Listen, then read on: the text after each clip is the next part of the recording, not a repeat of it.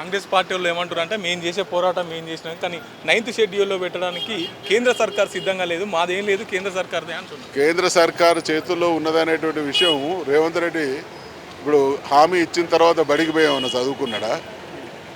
ఆయన హామీ ఇచ్చే నాటికి అది ఉన్నది కదా.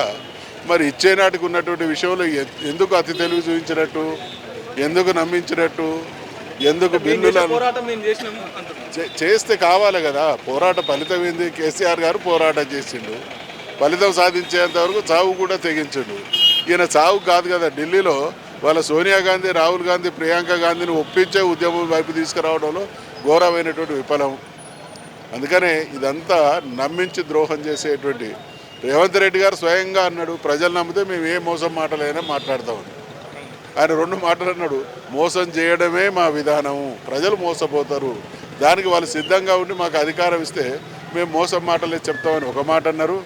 ఒక సామాజిక వర్గం తప్ప ఇంకెవరికి కూడా పరిపాలించే అర్హత లేదని చెప్పి మిగతా వాళ్ళందరినీ గంజిలీగల్లాగా తీసేసిండు.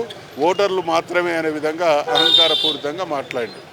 ఇవన్నీ ఊరికే పోవు, కాలం సమయం. సో మీ పార్టీ నుండి కేటీఆర్ గారు ట్వీట్ చేశారు, తర్వాత హరీష్ రావు గారు ట్వీట్ చేశారు. మీ పార్టీ నుండి ఏం భరోసా ఇస్తున్నారు కుటుంబం? మేము ఎవరు కూడా ఆత్మాహుతి పరిష్కారం కాదు. తెలంగాణ జాతికి పోరాడి సాధించుకునేటువంటి ఆ స్థైర్యం ఉన్నది, ఆ ధైర్యం ఉన్నది. సాధించబడని అసాధ్యం అన్నటువంటి తెలంగాణ విషయంలో పోరాడి సాధించినప్పుడు రిజర్వేషన్లు మన జన్మ హక్కు.